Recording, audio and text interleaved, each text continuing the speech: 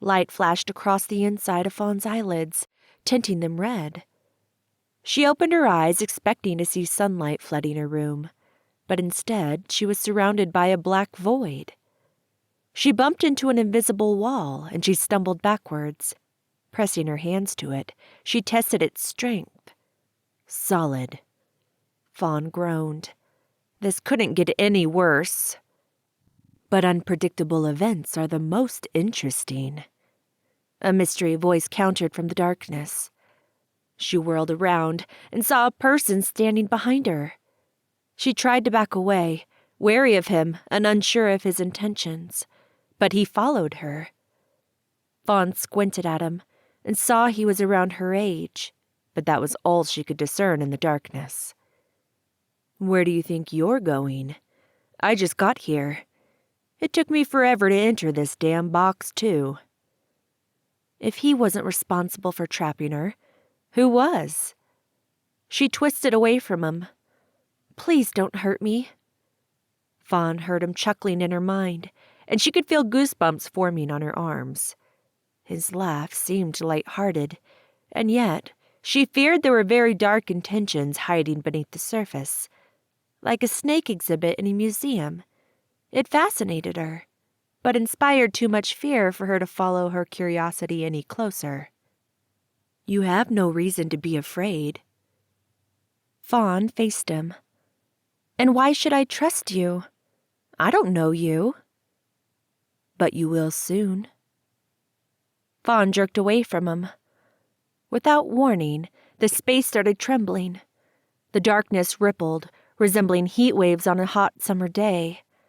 Fawn frantically looked around, trying to locate the cause of the disturbance, but she could not find it.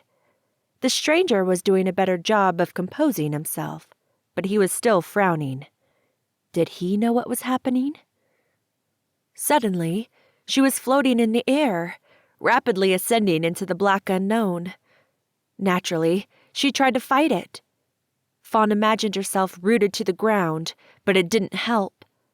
The pull was impossible to resist, and without thinking, she grabbed his hand. He looked up at her, just as surprised at her action as she was. She stared at him, hoping to see his face, but it was mostly hidden in shadow.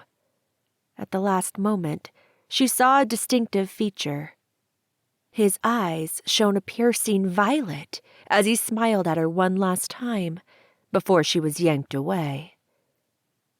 She woke up to a blaring noise. It sounded like someone was blowing a horn in her ear. Fawn slammed her hand on top of the alarm clock. Slowly, she sat up and pulled her knees to her chest. She had not had a strange dream since she got her magical powers 5 years ago, on her 16th birthday. And now, on her 21st birthday, not only was she required to attend all of her college classes, but she also had a meeting with some ass who got his kicks at her expense.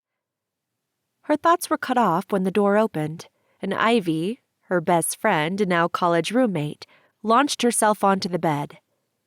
"Ow!" Fawn yelped as the bed jostled, hitting her head on the wall. "Sorry.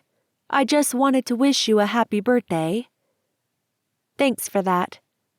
Fawn threw aside the sheets and walked over to the dresser. She passed Ivy and pulled out a graphic t-shirt she had made back in 8th grade, with a phoenix crawling up the side. She cringed as she readjusted the cold silver of her opal necklace laying against her warm chest under the fabric, but she didn't let that slow her down. Next came a pair of dark-washed jeans and black ankle boots. "I'm going to grab breakfast. I'll see you in class." She grabbed her coat, phone, and keys before swinging her messenger bag across her torso. With one last glance into her room, the memory of the dream still in her head, she turned out the light and closed her bedroom door. When she was in line to buy her usual bagel and cup of tea, she felt as though she were being watched. She turned, searching for the culprit in the open student center, but didn't see anyone. Paranoia urged her to walk faster than her already brisk New Yorker pace.